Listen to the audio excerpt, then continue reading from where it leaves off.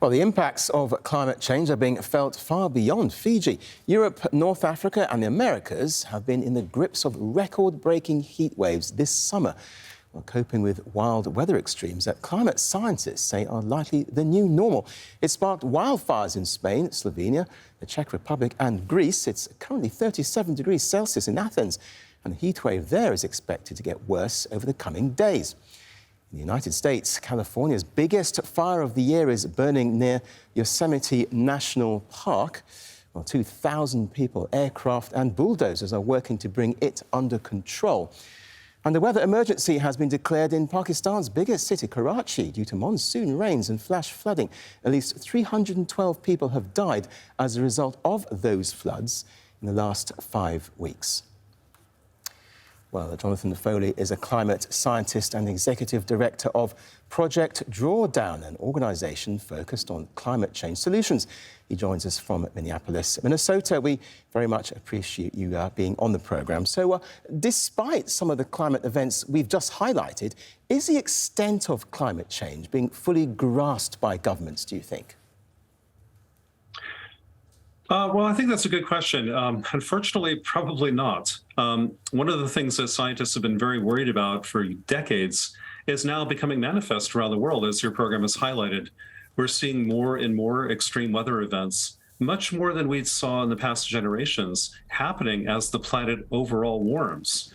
A warmer atmosphere contains more energy, more moisture, and can unleash more extremes in weather, especially heat waves and especially large storms.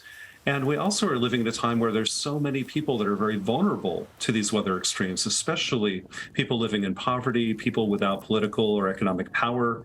And unfortunately, those natural disasters are no longer really natural. They have a human fingerprint on them too.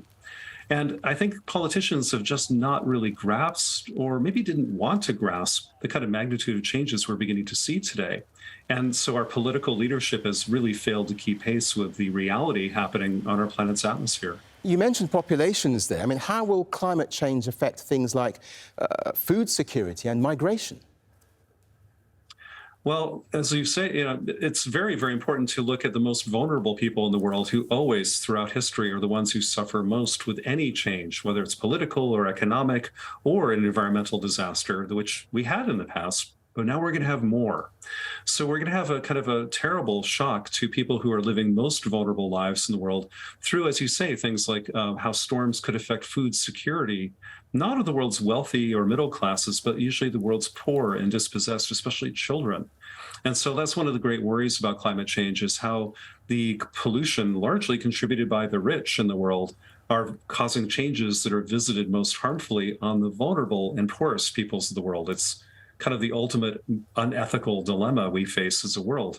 The rich continue to use fossil fuels and pollute the atmosphere, but the world's poor are those who are visited the most harm. And that's terrible. So to maintain ecosystems then, are there any creative solutions that we really should be looking at now?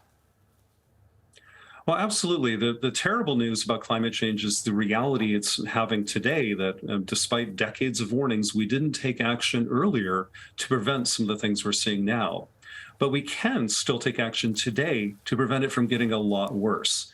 And those solutions are here today, whether it's in the kind of electricity sector with things like solar and wind and batteries and heat pumps and electric vehicles, of course, in transportation and buildings, in agriculture and preventing deforestation. We have hundreds of climate solutions that are ready to go today that are also very good for us. They can create jobs, they can improve air quality, improve health, improve our security, and so on. So we can do things to prevent future climate change. We can also, though, help adapt at the same time to the changes we're seeing already around us. And so we have what we call kind of climate mitigation, kind of stopping the warming from getting a lot worse, and climate adaptation, adapting to the warmer world we already live in. And sadly, we need now to do both at the same time.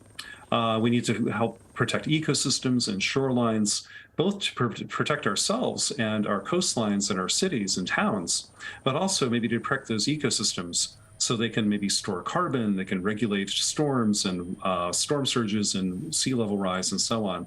So yeah, we need to revolutionize our energy and our approach to land and oceans and ecosystems all at the same time. The good news is we can, The bad news is we waited a bit too long to get started. OK, Jonathan Foley, live for us in Minneapolis. Thanks very much indeed. Thank you.